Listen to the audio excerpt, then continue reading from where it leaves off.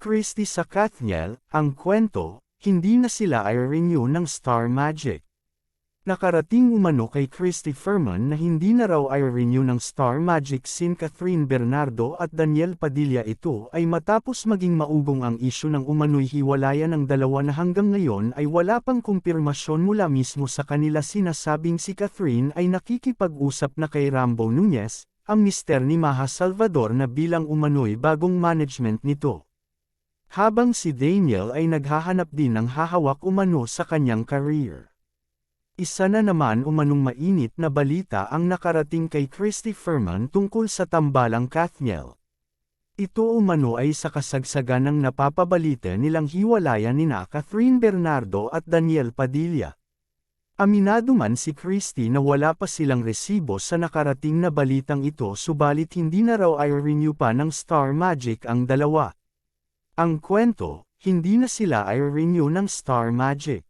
Ang balita, ang kampo ni Catherine, nakikipag-usap na raw kay Rambo Nunez, kina Maha, ani Christie. Matatanda ang sina Maha at mister nitong si Rambo ang nasa likod ng Crown Artist Management. At kay Daniel, nakarating din sayo kay Wendell Alvarez, nakukuha na ng ibang management. Nakarating din umano kay Christie ang balitang nag-uusap na ang mga abogado ng dalawang kampo. Kasi nga po, maraming negosyo na magkasosyo si Daniel at saka si Catherine. Marami pong business na sila ay sangkot.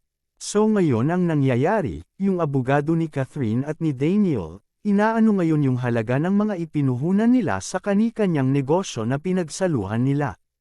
Si Catherine Bernardo ay isang aktres na unang nakilala sa mundo ng showbiz nang gumanap siya bilang ang batang Shelo sa kapamilya teleseryeng, It Might Be You.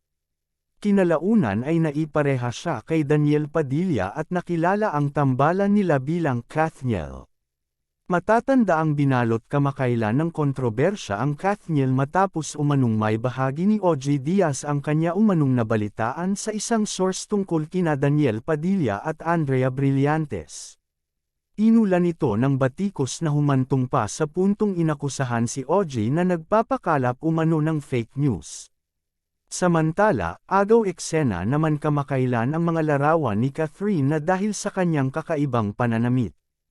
Dahil dito, mas lalong yumiting ang bali-balitang hiwalay na umano sila ni Daniel na una raw umanong magbabawal kay Catherine sa mga ganoong klaseng kasuotan.